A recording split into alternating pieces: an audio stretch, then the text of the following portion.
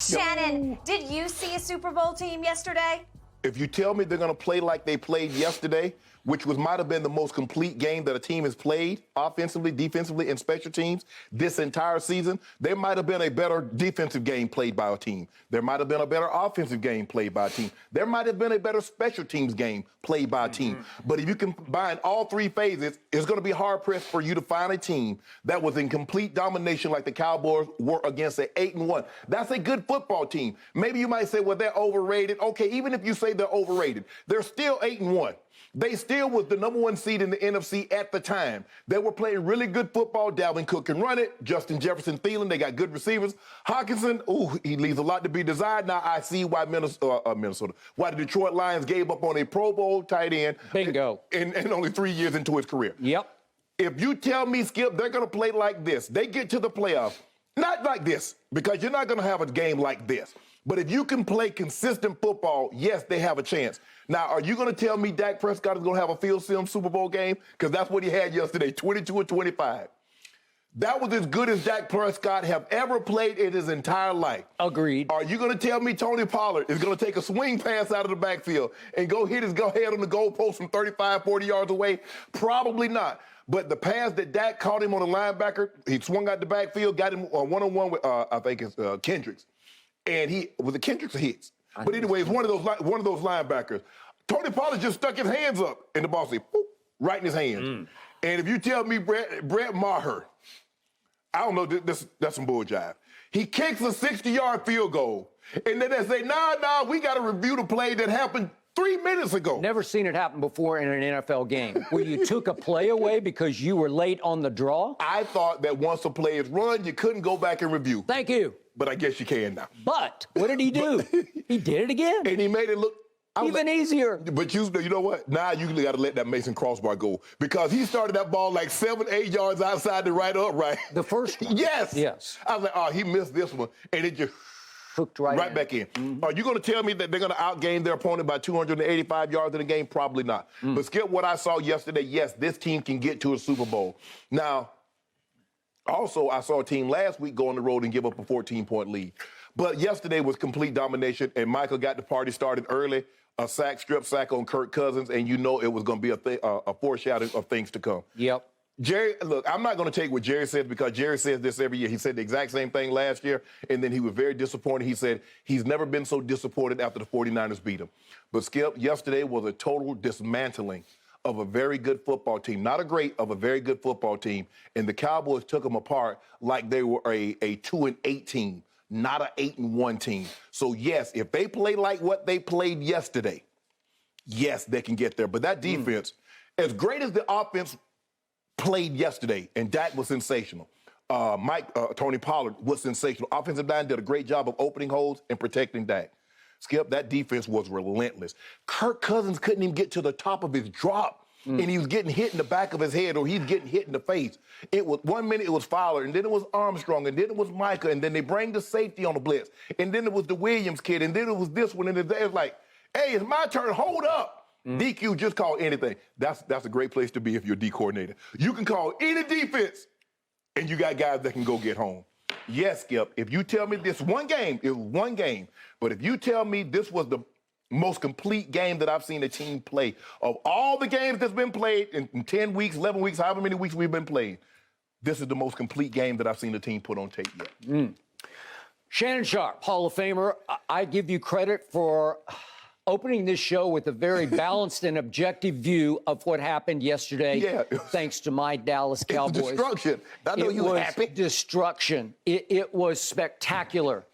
I don't have any problem with what Jerry said after the game because I was thinking and feeling and about to leap toward the same conclusion. How much would you have put? And there's somebody who said, how many points you think the Cowboys are going to beat the Vikings back? If somebody said they're going to beat them by 2 touchdowns, were you taking that bet? No. They were 8-1. Skip. They were on a roll. They were riding a magic carpet. In back-to-back weeks, you've done something you've never done in franchise history. You give up a 14-point lead entering the fourth quarter, and then you have the most lopsided victory on the road in your franchise history in back-to-back weeks. And they had just shocked Buffalo at Buffalo with an all-time great comeback featuring an all-time great catch. Correct. By the way, Justin Jefferson, I told you last week, we held him to 2 for 21 a year ago. How about 3 for 33? Will that work? That ain't Justin Jefferson. If you can't protect Skip, once Darisaw, first of all, Darisaw gave up the sack to begin with. So he was gonna have tough sledding had he not gone out. So now you take one of the best offensive linemen out. Man, it was piranhas on meat. Okay, I'm gonna step back. I'm going to gather myself, and I'm going to give you my objective and balanced opinion of what happened to my Dallas Cowboys yesterday. There it was, tour de force. That was a Super Bowl blueprint, and it possibly could have been a Super Bowl showcase because that's the kind of team that can go win a Super Bowl. So Jerry was just saying what he was seeing. I'm saying what I was seeing yesterday because, to your point, I haven't seen a team play a better game all year in total. I haven't seen Dak Prescott play a better big game. I'm talking about a big, high-stakes, high degree of difficulty game since he won his one and only playoff game, which happened on January the 5th in early 2019, following the 2018 season, at home against Russell Wilson and then the Seattle Seahawks. If you can find me a better game that Dak has played since that game, they pulled that game out 24-22, and Dak did it with his arm and his legs. And they shut down the Seahawks, who were leading the league in rushing. They came in and they just shut them down and shut them out. I haven't seen my team play a game like that game since that game.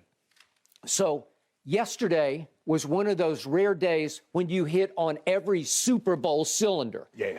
I predicted this team will get to the NFC Championship game, and I believe it with all my heart and soul. They can at least get to their first NFC Championship game in 27 years since the last Super Bowl season, which followed 1995 regular season into early 1996.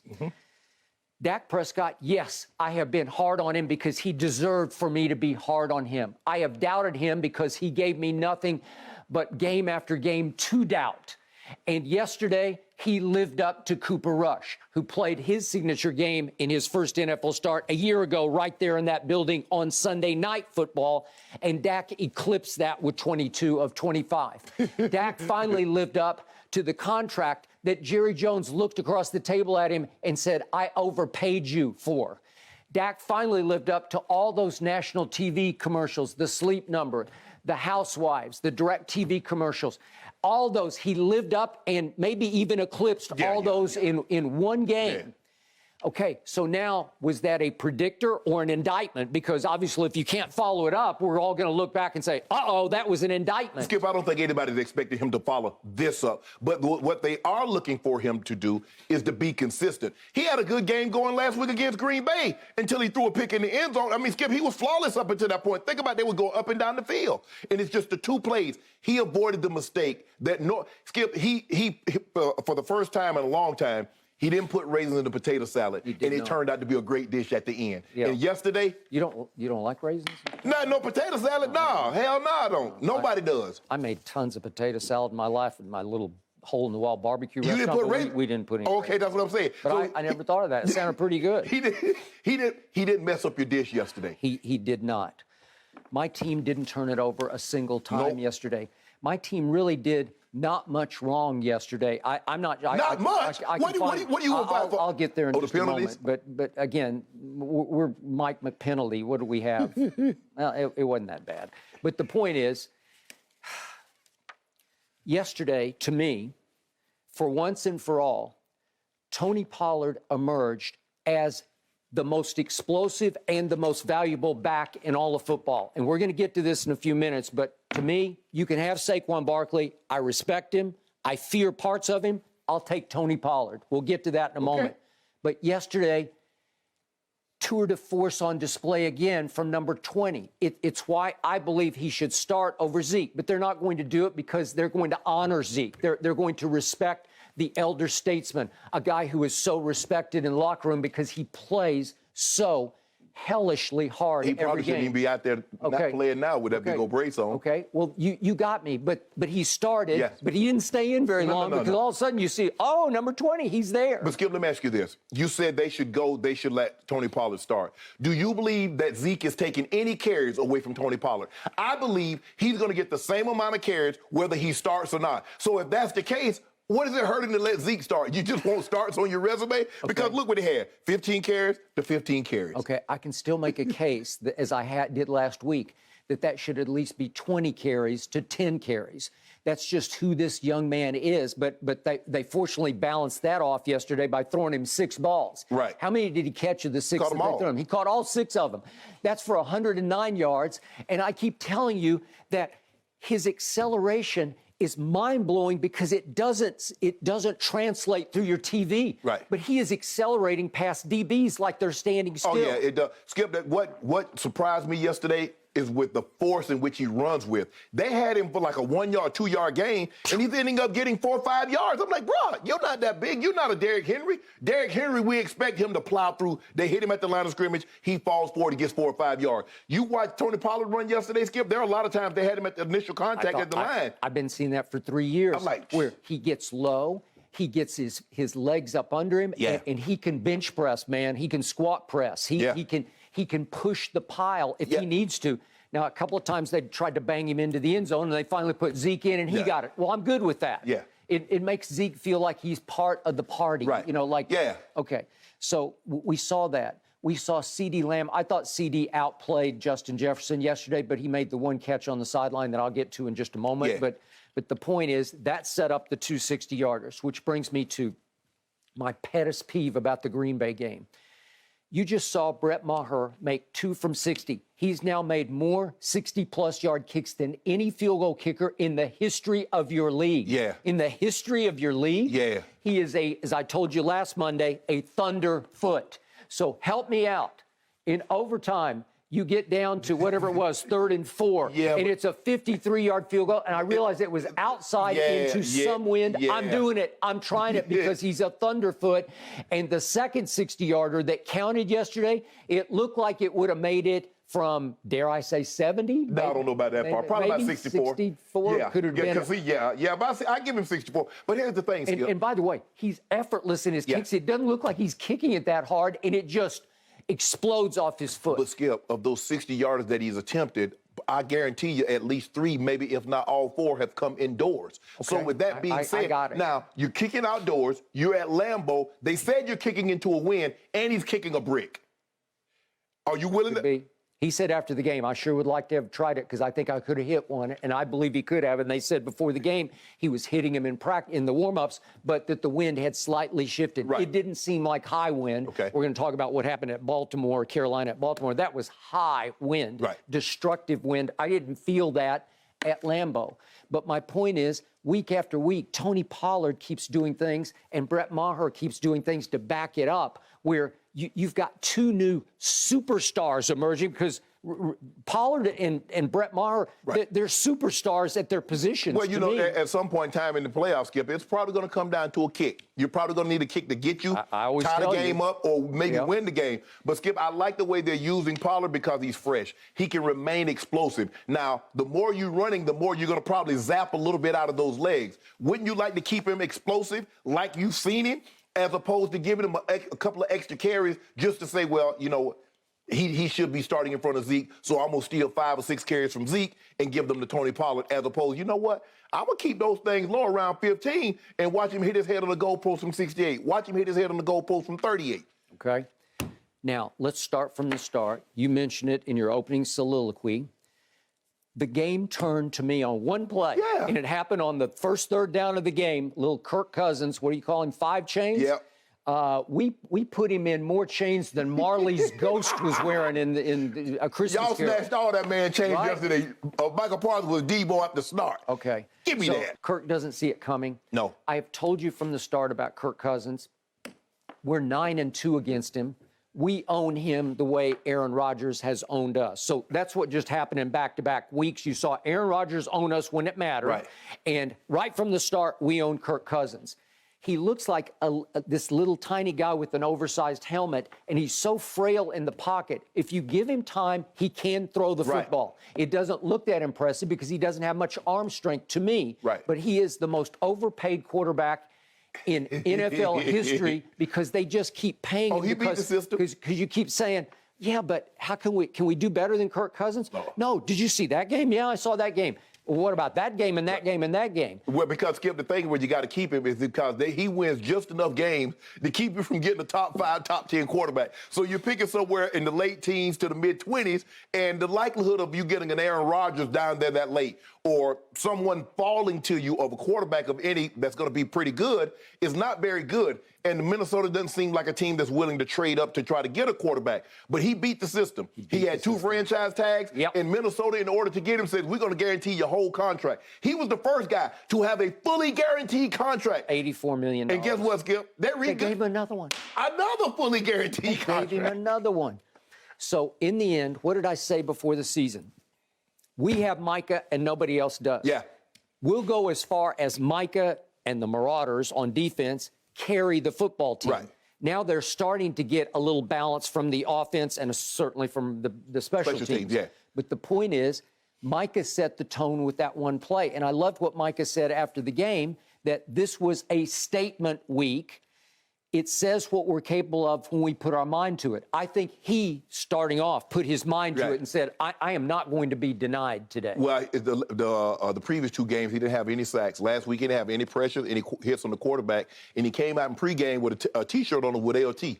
Well, hell, he looked like LT yesterday because that was LT's signature move. The chase down, the chop, get the ball out. It wasn't good enough for him to sack your quarterback. I need the ball. I think Shannon Sharpe catches both those balls and goes right on in, skates right into the Hall of Fame. Yeah, the thing is with Hockenson, he's too good of a player. But that tells you something, Skip. This guy went to the Pro Bowl, if not last year, the year before. I think he had 80-plus, 90-plus catches. And for a team willing to trade you within the division, do you know how little a team thinks of you, that they would trade you within the division? I was shocked by it, but after yesterday, I was not shocked. And I think you make the point. I think Detroit was onto something, and Detroit didn't miss him against the Giants yesterday. He's just right now, he's inconsistency. I think he has some demons in his own head that he needs to clear up. But I still think he's a solid tight end, Skip. Okay. Then we get to Tony Pollard's emergence. And if we could see the 2 plays quickly in that big touchdown drive. Because he has a 2-way go. He can go up the seam or he can cross his face, and, you're in a no-win situation. All right. So now we have to, I told you last week, it's the Texas 2-step. Now you got to go finalize the deal against the Giants, who got routed at home by Detroit. Ooh. You got to come right back and do the same thing to the Giants. They're better than the Giants. Again, Cooper Rush handled the Giants pretty easily on a Monday night up at the Giants, right? But got to take care of them. What you have to like about what Cowboys did yesterday, Skip, it wasn't no dilly-dallying around. They jumped on them. They kept beating them. After half, they came back out and beat them some more. They didn't let the game drag right here. We are in the 3rd quarter. We got a nip-tuck ball game. Here we going into the 4th quarter. We got a nip-tuck ball game. They said, man, y'all get up out of here. We done. Then I thought Micah got nicked, and then I look up, and he's back in the game, and I'm saying, Mike McCarthy, what are you doing? You're losing your mind. Yeah. You trying to get the kids sacks, but don't. Hey, Jerry gonna fire. You get that kid hurt in a ball game that's a blowout. Yep. Jerry gonna fire you on the spot. You got it. Skip, this win was so dominating by your Cowboys. CBS cut away from the game in the Never seen third anything quarter. like it. I beat CBS to it. I cut away from it. Yeah. Cut away? They I couldn't even find the game They're on the same my page, DirecTV. No, Shannon. when they flex out of it, you're not going to be able to find it. What are you doing? Skip, they can tell they started losing viewers, so you might as well go to a game. They went to Cincinnati and Pittsburgh. Whew. Well, they didn't cut away to Heidi. A more you remember the Heidi game? matchup is what they called it. I was watching. Thanks for watching, Undisputed fans. Subscribe here to get the very latest from Skip and Shannon. Plus, go watch a few segments from our other shows on FS1.